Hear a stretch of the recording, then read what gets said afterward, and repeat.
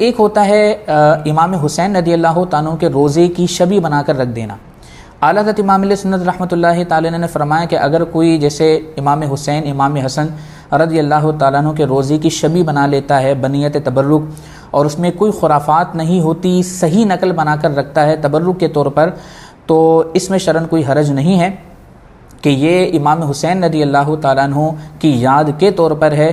تو اس میں تو رخصت ہو سکتی ہے، اجازت ہو سکتی ہے۔ لیکن ہمارے ہاں پر جو تعزیہ بنایا جاتا ہے اس میں پریاں رکھ دی جاتی ہیں اور گھوڑے وغیرہ رکھ دیے جاتے ہیں،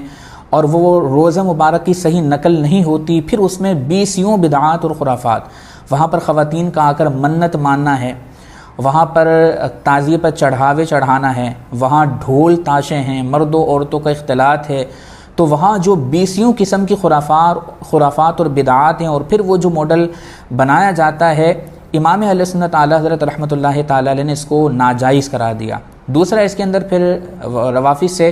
مشابہت بھی ہے، اور پھر وہی حدیث پاک کی سرکار نے فرمایا من تشبہ بقوم فہو منہم، کہ جو جس قوم سے مشابہت اختیار کرتا ہے وہ انہی میں سے ہے۔ تو جو سنی کہلانے والے حضرات ہیں اپنی حیثیت تبدیل نہ کریں، آپ کو اللہ تبارک و تعالیٰ نے